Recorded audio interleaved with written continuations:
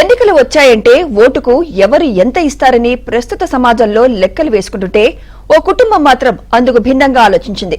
తమ ఓట్లు అమ్మబడవంటూ ఇంటి గేటుకి బోర్డు పెట్టింది. ఏర్లూరులోని 43వ డివిజన్ కొత్తపేటలో మా ఓట్లు అమ్మబడవు అని ఇంటి గేటుకి కోట్ని పార్వతి అనే మహిళ బోర్డు పెట్టింది. ఆ బోర్డు ఇప్పుడు అందరినీ ఆకర్షిస్తోంది. అంతేకాదు పలువురిని ఆలోచింపచేసేలా చేస్తోంది.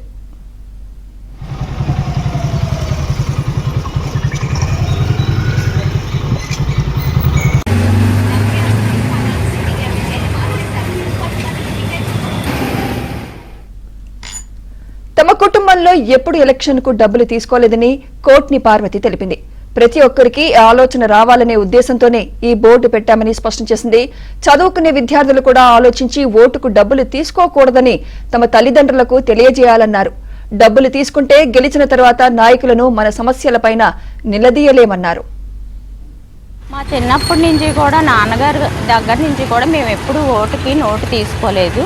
ఈ బోర్డు పెట్టడానికి కారణం ఏంటంటే మేము ఎప్పుడూ నోటు తీసుకోలేదండి. అది మా ఇంట్లో వరకే తెలుస్తుంది. తెలిస్తే అలాగే తెలుస్తుంది. ఇది 10 మందికి తెలవాలి, నాలాగే 10 మంది ఇళ్ళకి బోర్డులు పెట్టాలి, ఎవరు ఓటుకి నోటు తీసుకోకూడదు అన్నదే నా కాన్సెప్ట్ అండి. ప్రజల్లో అవగాహన రావాలి అన్నదే నాది. అందుకే నేను ఈ బోర్డు ఏర్పాటు చేయటం అయిందండి. మన వరకే, మన ఇంట్లో వరకే తెలియటం కాదు, 10 మందికి తెలవాలి. 10 మంది ఇళ్ల ముందు కూడా ఇలాంటి బోర్డులు రావాలి. ముందుకి ప్రతి ఇంట్లో ఒక స్టూడెంట్, 2 స్టూడెంట్స్ ఉంటారు.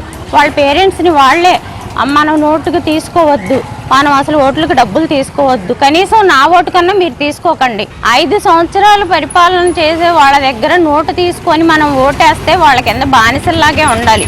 ఓటుకు నోటు తీసుకోకపోతే మనం అడగచ్చు, మనం ఏ పనులైనా సరే చేయించుకోవచ్చు వాళ్ళతో. నేను నోటు తీసుకోలేదు, నువ్వు నాకు ఈ పని ఎందుకు చెయ్యు. మన వీధిలో రోడ్డు లేదు, పొళాయి లేదు, అలాంటివన్నీ కూడా వాళ్ళని గద్దించి అడగాలంటే మనం ఎప్పుడూ నోటు తీసుకోకూడదు. అదే నా కాన్సెప్ట్ అండి. ఎవరు అసలు నోటు తీసుకోకుండా ఉంటే ఈ సమాజం చాలా బాగుపడుతుందని నా